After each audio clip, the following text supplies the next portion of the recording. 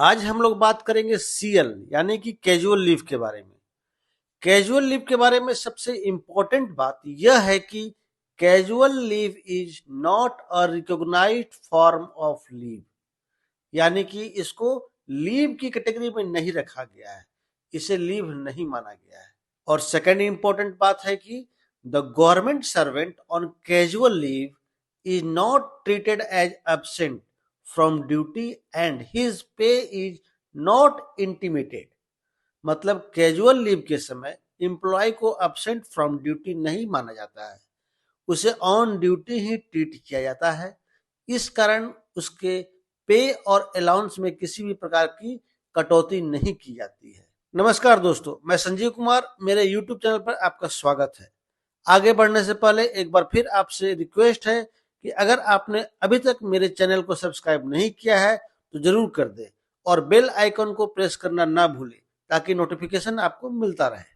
चलिए अब हम लोग कैजुअल लीव के बारे में बात करते हैं। Central government employee are entitled to 8 days casual leave in a calendar year, यानी कि पूरे एक साल 1 जनवरी से 31 दिसंबर तक के पूरे ईयर में गवर्नमेंट सर्वेंट को मैक्सिमम 8 दिनों की कैजुअल लीव ग्रांट की जा सकती है।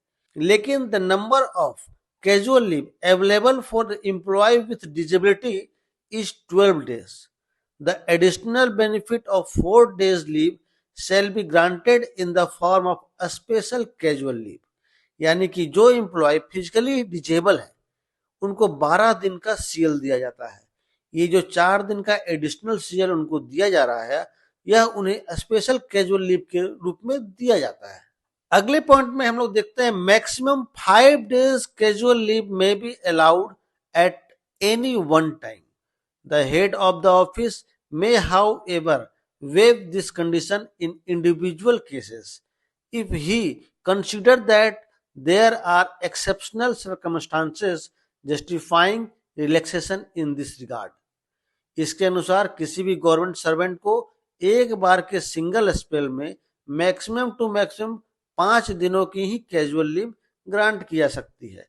इसके साथ ही खास बात यह है कि जो भी सैंक्शनिंग अथॉरिटी है वह एम्प्लॉय के कंडीशन के सर्कमस्टांसेस को देखते हुए 5 दिन से अधिक की भी सीएल यानी कि कैजुअल लीव को सैंक्शन कर सकते हैं। इसमें एक बात और है कि person who join government service in the middle of a calendar year, the authority competent to grant such leave will have the discretion to grant either the full period of 8-day casual leave or only a proportion thereof. इसका मतलब अगर कोई व्यक्ति साल के बीच में service join करता है तो उस केस में सेंसिंग अथॉरिटी जो है ही इज इम्पावर्ड दैट वो चाहे तो 8 दिन की सीएल उस साल के लिए ग्रांट करे या फिर जितने महीने की उसकी सर्विस है उस प्रोपोर्शन में उसे कैजुअल लीव ग्रांट करे।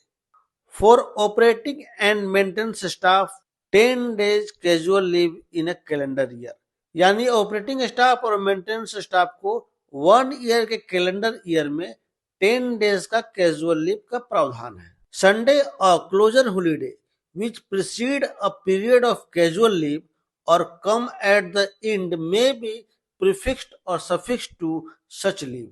इसका मतलब कैजुअल लीव जो संडे या दूसरे क्लोज्ड हॉलिडे होते हैं उनके आगे या पीछे लिया जा सकता है। Similarly public holidays and weekly off falling within the period of casual leave should not be counted as part of casual leave, यानी कि जो पब्लिक हॉलिडे या वीकली ऑफ है वो अगर कैजुअल लीव के दौरान आ जाता है तो उसे कैजुअल लीव का पार्ट नहीं माना जाता है। यानी कि public holiday, second Saturday Sunday का वीकली ऑफ के साथ कैजुअल लीव को लेने पर आपकी लीव भी लंबी हो जाएगी और लीव अकाउंट से कैजुअल लीव ही केवल डिडक्ट होगा।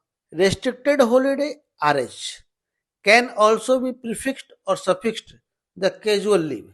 रेस्ट्रिक्टेड हॉलिडे के आगे या पीछे भी कैजुअल लीव को लिया जा सकता है।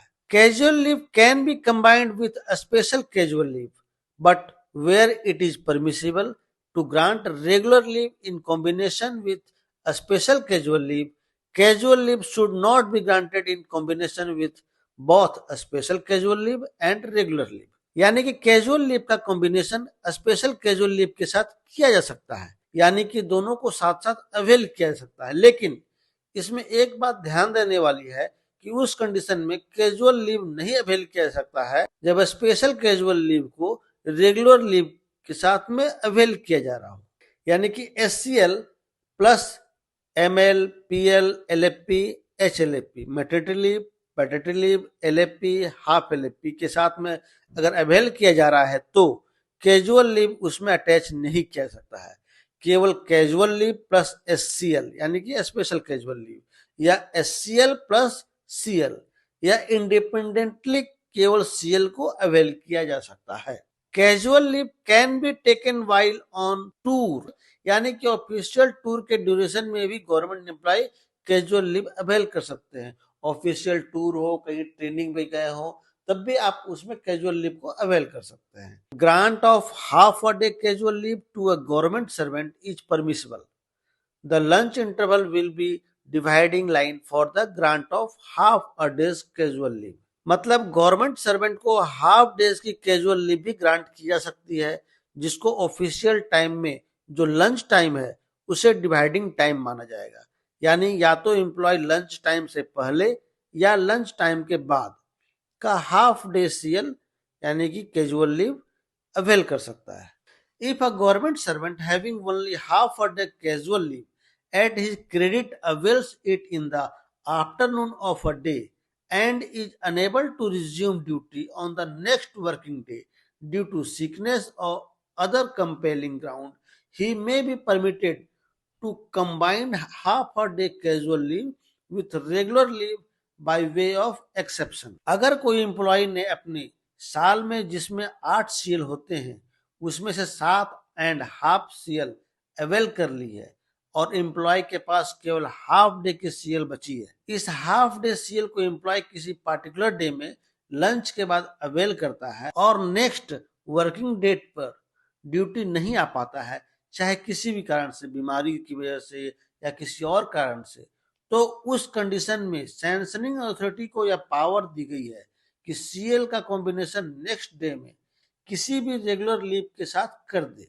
यानी कि हाफ CL प्लस LFP या फिर हाफ LFP अगर CL नहीं है। लेकिन यह एक एक्सेप्शनल केस है। नॉर्मली कोई एम्प्लॉय अगर ऐसी लीव लेना चाहता है तो उसे नहीं दी जाएगी। एक बात ध्यान देने वाली और है कि अगर कोई एम्प्लॉय किसी कैलेंडर मंथ में 2 बार 1 घंटा ड्यूटी लेट आता है तो उसके लेट आने के प्रॉपर रीजन के द्वारा सेंसिंग अथॉरिटी को कन्विंस करना होगा। अगर वो सेंसिंग अथॉरिटी को कन्विंस कर लेता है तो ठीक है, otherwise half day casual leave mark कर दिया जाएगा। आशा करता हूं आपको यह जानकारी अच्छी लगी होगी।